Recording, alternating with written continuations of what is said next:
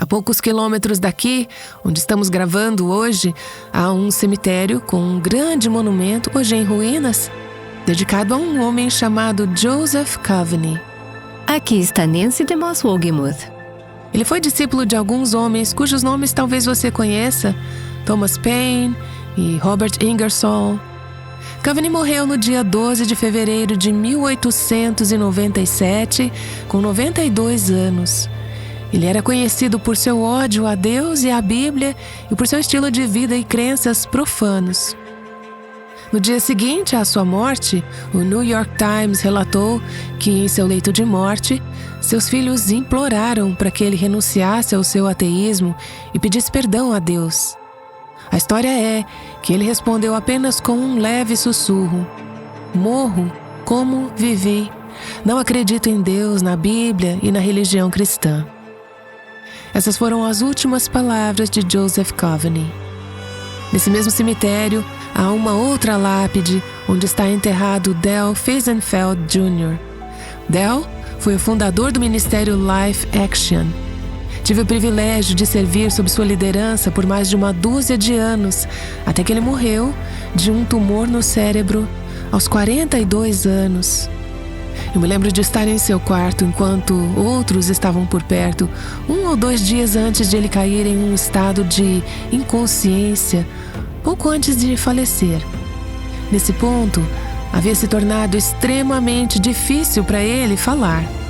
Ao o observar, ele parecia estar dormindo, mas de repente, com os olhos ainda fechados, ele começou a falar. As palavras eram suaves, mas inconfundíveis. Veja o que ele disse: "Senhor, por favor, traga de volta tua glória para a tua igreja. Envie o fogo. Converta os corações do teu povo. Que eles saibam que tu és o único Deus." Essas foram algumas das últimas palavras de Del Feisenfeld.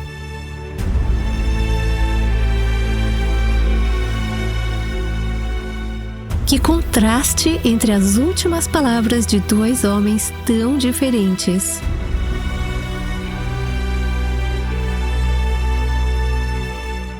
Este é o Aviva Nossos Corações, com Nancy DeMoss Wogemuth, autora de Incomparável, na voz de Renata Santos.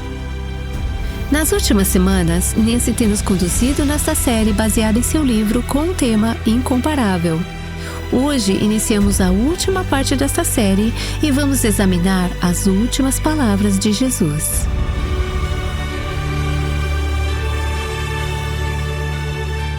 As últimas palavras têm muito significado. Quando alguém está prestes a dar suas últimas palavras, você ouve com atenção, pois quer saber o que está em seu coração. O que é importante para essa pessoa ao chegar ao fim de sua vida. O que ela realmente acreditava. As Escrituras registram 7 declarações que o Senhor Jesus fez durante as 6 horas em que ele sofreu na cruz. Essas declarações são curtas, não é surpresa, pois pendurado na cruz era um esforço supremo, apenas para respirar, quanto mais para falar. Como diz Oswald Sanders em seu livro O Cristo Incomparável, cada uma dessas palavras é um oceano de verdade comprimido em uma gota de fala. Poderíamos passar uma semana ou mais apenas em cada uma dessas declarações, mas ao longo dos próximos dias vamos dedicar um dia para cada uma das palavras de Cristo na cruz. Cada uma delas traz uma visão rica e importante sobre o Evangelho e o coração do nosso Cristo incomparável. Eu fui extremamente abençoada ao meditar sobre essas palavras e permitir que elas exortassem meu coração e falassem para a minha vida. Na verdade, em seu comentário, Matthew Henry diz que uma das razões pelas quais Jesus morreu na cruz foi talvez para ter liberdade de falar até o fim e assim glorificar seu Pai e edificar aqueles ao seu redor. Ainda hoje, 2000 anos depois, nossas vidas são edificadas por causa dessas poderosas palavras de Cristo na cruz. Se possível, abram suas Bíblias no Evangelho de Lucas, capítulo 23. Vou ler a partir do versículo 32. Lembrando que temos o link de todas as passagens bíblicas aqui na nossa transcrição. E também eram levados outros 2, que eram malfeitores, para serem executados com Jesus. Quando chegaram ao lugar chamado Calvário, ali o crucificaram, bem como aos malfeitores, um à sua direita, outro à sua esquerda. A palavra Calvário corresponde em algumas traduções à palavra grega que significa caveira. Essa mesma palavra é traduzida para o latim como Calvário e para o hebraico como Gólgota. Todas essas variações são apenas diferentes idiomas para a mesma palavra. É possível que talvez a colina onde Jesus foi crucificado tinha a forma aproximada de uma caveira, um topo arredondado, ou talvez fosse chamado assim porque era um lugar de crucificação e morte. Mas chegaram ao lugar chamado Calvário, Gólgota, a caveira, e ali o crucificaram, e aos criminosos, um à sua direita e outro à sua esquerda. O contexto aqui, como vimos nos últimos episódios desta série, é que Jesus havia acabado de passar por um julgamento terrivelmente injusto. Ele foi difamado, provocado, abusado, humilhado, desprezado, abandonado por seus discípulos. Ele passou por tudo isso e foi uma experiência horrível e torturante, como a morte por crucificação era destinada a ser.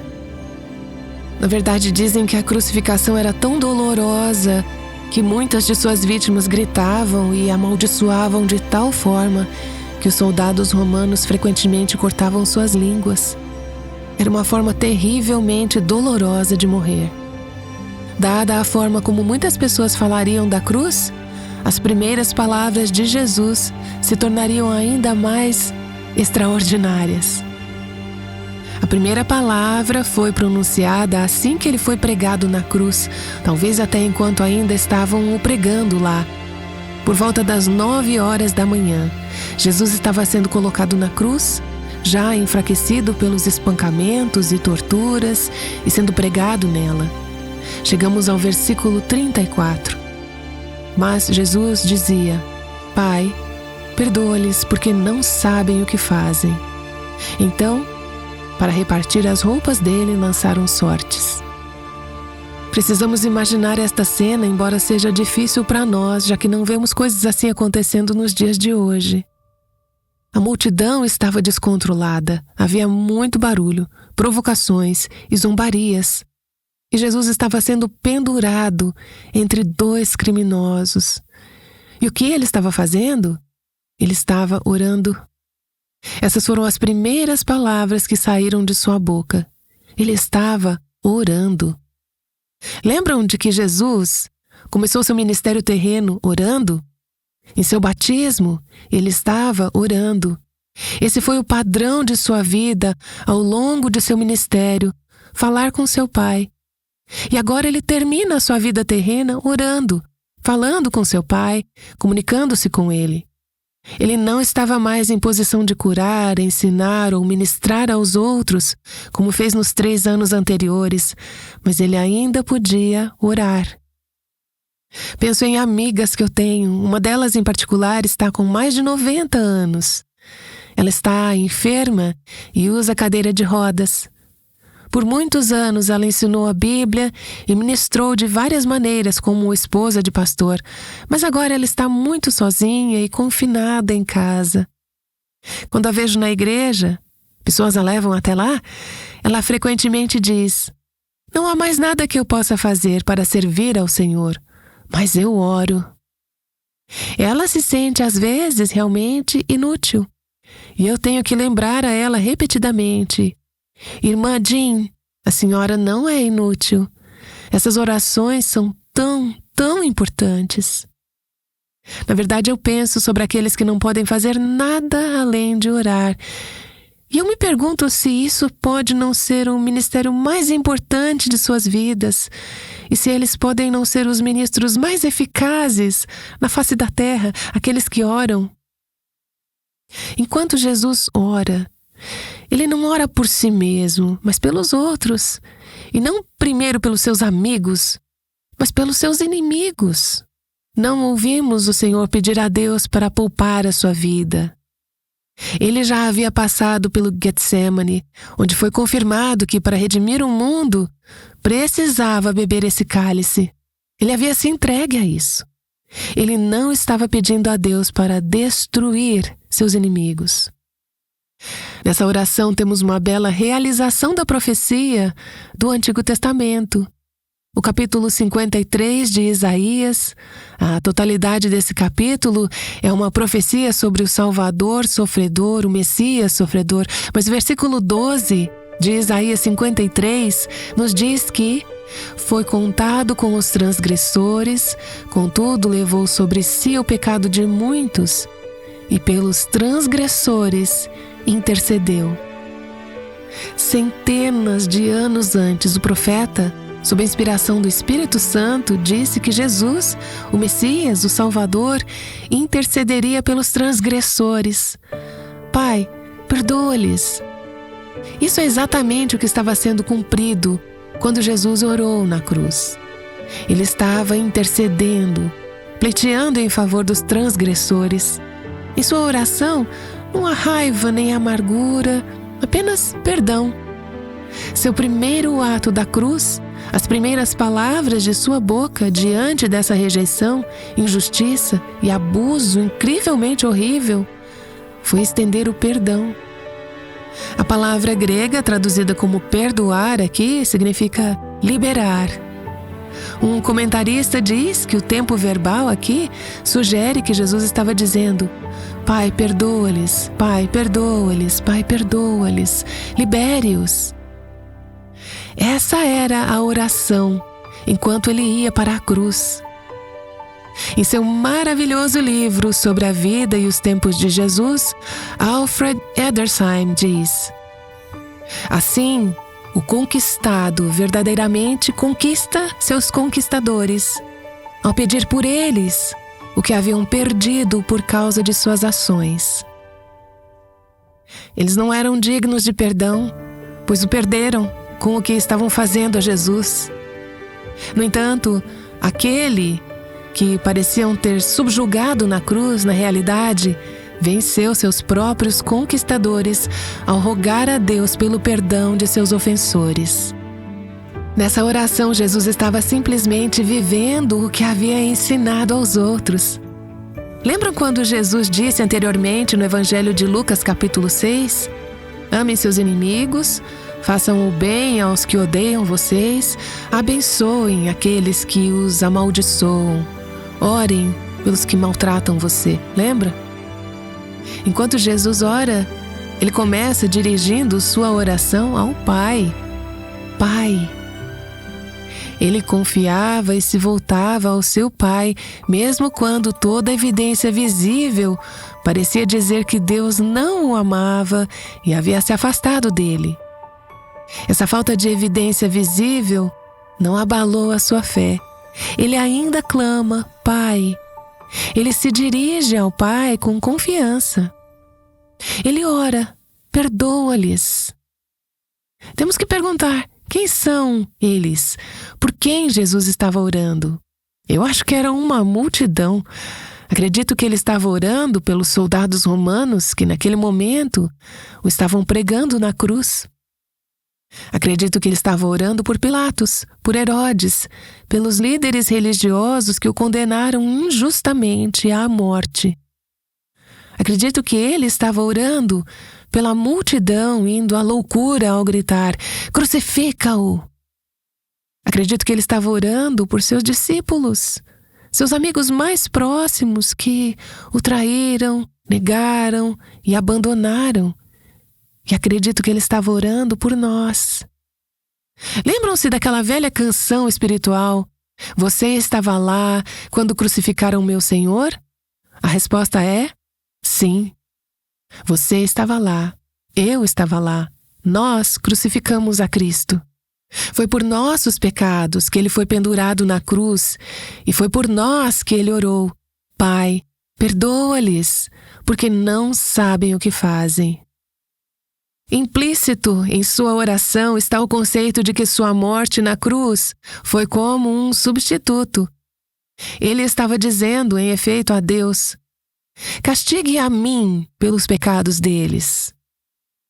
Ele sabia que o pecado precisava ser punido, que o perdão tinha um preço, que Deus, em sua justiça, não poderia apagar os pecados do mundo. Alguém teria que pagar o preço. Castigue a mim pelos pecados deles e perdoe-os.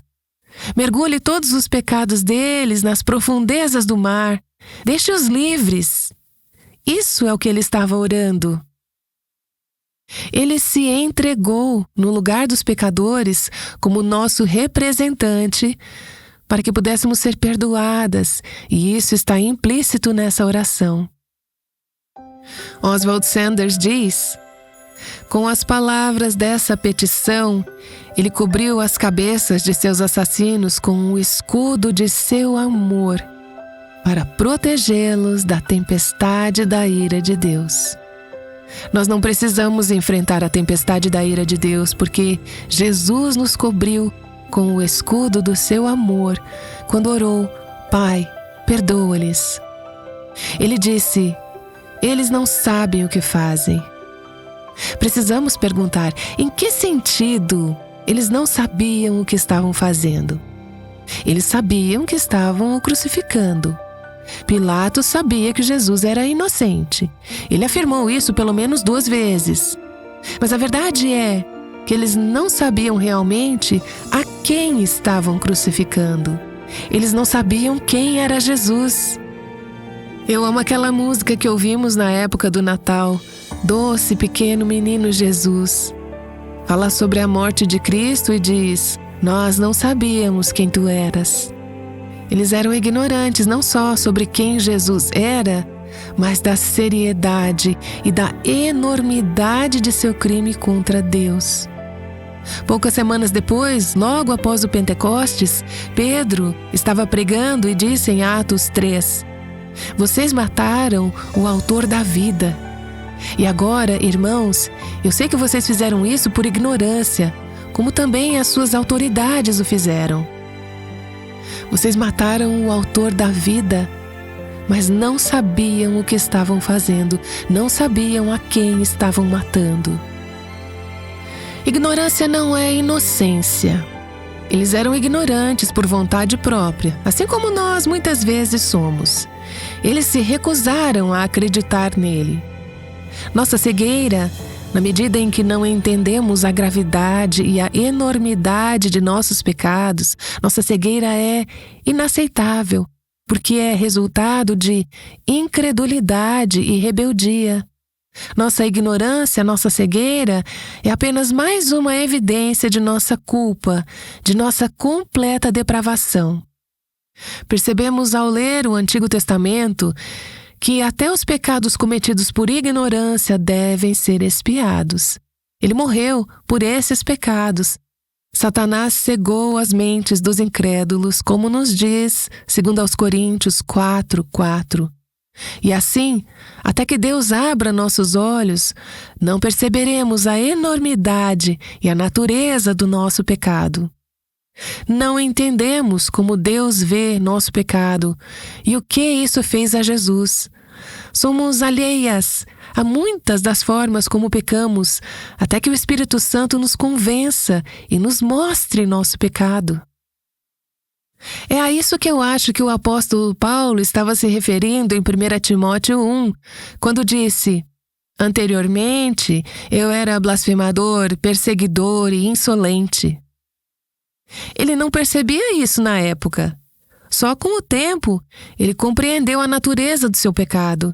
E ele diz: mas alcancei misericórdia, pois fiz isso na ignorância, na incredulidade. Ele achava que estava servindo a Deus ao perseguir os cristãos. Desta forma, a sua incredulidade o levou a agir com ignorância. Mas então ele diz: transbordou, porém, a graça de nosso Senhor com a fé e o amor que há em Cristo Jesus. Louvado seja Deus por sua misericórdia e graça para pecadores ignorantes. Você não fica feliz com isso? Foi isso que Paulo recebeu, foi isso que nós recebemos. A oração de Jesus foi respondida: Pai, perdoa-lhes, porque não sabem o que fazem. E eu quero dizer sim, claro. Ela foi respondida de várias maneiras. Eu acho que é provavelmente essa oração que preparou o caminho para o ladrão arrependido pedir perdão pelos seus pecados, ao ver Jesus estendendo perdão àqueles que pecaram contra ele. Acredito que foi essa oração que talvez tenha ajudado a amolecer o coração daquele centurião romano que, após a morte de Jesus, disse: certamente este era o Filho de Deus. A fé foi instilada em seu coração ao ouvir essas palavras sair dos lábios de Jesus.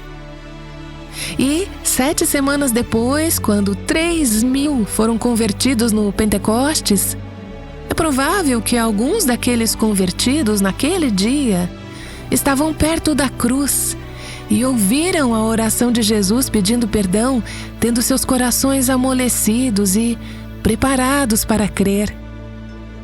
E a oração de Jesus tem sido respondida em gerações futuras que se arrependem, creem e estão sendo salvas, incluindo nós que estamos aqui hoje. Graças a Deus, Ele orou por nosso perdão. Veja, apesar de nossos pecados e nossa rebeldia contra Deus, apesar de tudo que o nosso pecado exigiu de Cristo, o coração dele, em relação a nós, é de perdão. E muito antes de sabermos quem Ele era ou a enormidade de nosso pecado contra Ele, Ele orou por nosso perdão. Ele pagou o preço que tornou possível para um Deus santo e justo perdoar pecadores, libertá-los de suas dívidas. Porque, como somos lembradas no livro de Hebreus, sem derramamento de sangue não há remissão de pecados. Essa oração não poderia ter sido respondida sem que Jesus estivesse disposto a derramar seu sangue para que nossos pecados pudessem ser perdoados. Ele morreu como nosso substituto para que essa oração por perdão pudesse ser concedida. Como Martinho Lutero disse, se Cristo não tivesse perdoado, o mundo teria sido queimado até se tornar cinzas e enviado ao inferno. Quando eu leio essas palavras, eu penso: aleluia, que Salvador! Obrigada, Cristo, por ter orado por nosso perdão. Até hoje, não apenas na cruz há 2000 anos, como um evento objetivo na história passada, mas até hoje, Ele é o advogado dos pecadores, aquele que defende nosso caso diante do Pai, que oferece a si mesmo e seu sangue para expiar, eliminar nossos pecados e satisfazer a justa ira e o julgamento do Pai contra o pecado. Eu compartilhei com vocês várias vezes durante esta série um livro chamado O Salvador Sofredor, de Krummacher, escrito no século XIX. Ele diz: "Oh, que esperança brilha no Calvário para um mundo pecador! Montanhas de pecado desaparecem diante de sua intercessão." Ele orou por perdão aos seus inimigos, para aqueles que pecaram contra ele, e, como resultado, montanhas de pecado desapareceram diante dessa intercessão. Ao encerrarmos aqui hoje, gostaria de falar que a cruz de Cristo não só oferece perdão pelos nossos pecados contra um Deus santo, mas também nos chama a estender perdão àqueles que pecaram contra nós. Ser crucificada com Cristo requer que libertemos nossos ofensores, que oremos por perdão. Porque ninguém pode dizer ao fixar os olhos em Jesus que, em momentos em que é incrivelmente difícil perdoar, ninguém pode afirmar: eu fui mais prejudicada do que Cristo foi, portanto eu posso manter essa falta de perdão. Podemos liberar perdão, e não só podemos, como devemos, porque Ele orou pelo nosso perdão. Antes de ser coroado rei da França, em 1498, Luís XII já tinha muitos inimigos.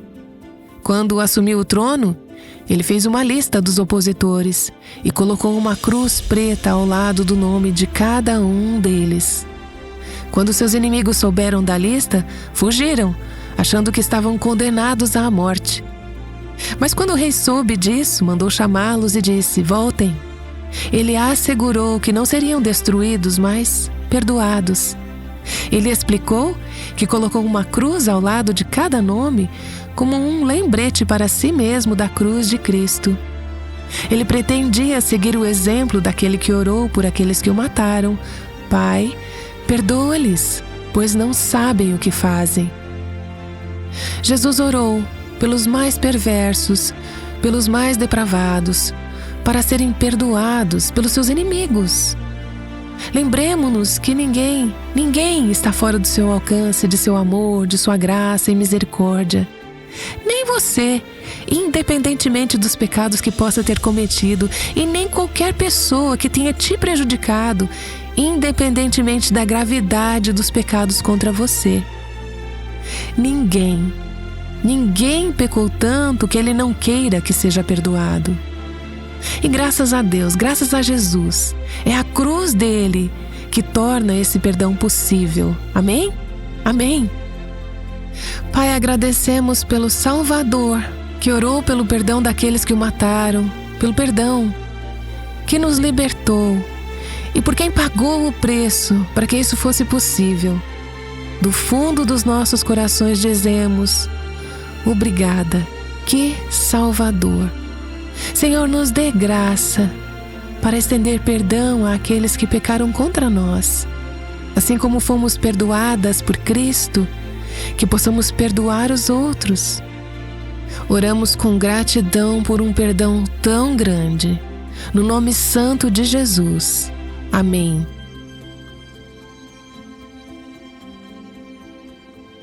Você foi chamada a perdoar os outros da mesma forma como você foi perdoada. Nancy DeMoss Wogemuth nos mostrou o poder dessa afirmação ao observar o exemplo de Jesus. Essa mensagem faz parte da série baseada no seu livro Incomparável. Estamos muito agradecidos que o Senhor esteja usando mensagens como esta para falar com os ouvintes no momento certo. Nancy tem um exemplo. Deus não me chamou para ensinar a homens. Então, a Aviva Nossos Corações é um programa voltado para mulheres. Mas sabemos que, às vezes, homens também ouvem. Por exemplo, um homem escreveu recentemente para nos dizer: o Senhor me acordou às 2 da manhã para ouvir o seu podcast. Falou ao meu coração. Eu não sei de onde você veio, mas a sua mensagem é um presente de Deus para mim. Este é apenas um exemplo de como Deus escolhe usar o Aviva Nossos Corações, nos colocando em contato com ouvintes, exatamente quando eles precisam ouvir uma mensagem. Aquele podcast estava disponível para aquele ouvinte às 2 da manhã, graças a ouvintes como você, que apoiam o ministério através de oração e doações financeiras. Dia após dia, mês após mês, este ministério é sustentado pela generosidade do povo de Deus. Louvamos ao Senhor por isso. Você tem dúvidas sobre para onde irá após a morte? Nancy oferece encorajamento para quem precisa entender sobre o céu e como você pode ter certeza de que vai para lá. Aguardamos você amanhã no Aviva Nossos Corações. O Aviva Nossos Corações é um ministério em língua portuguesa do Revival Hearts, com Nancy DeMoss Wogemuth, chamando as mulheres à liberdade, à plenitude e à abundância em Cristo.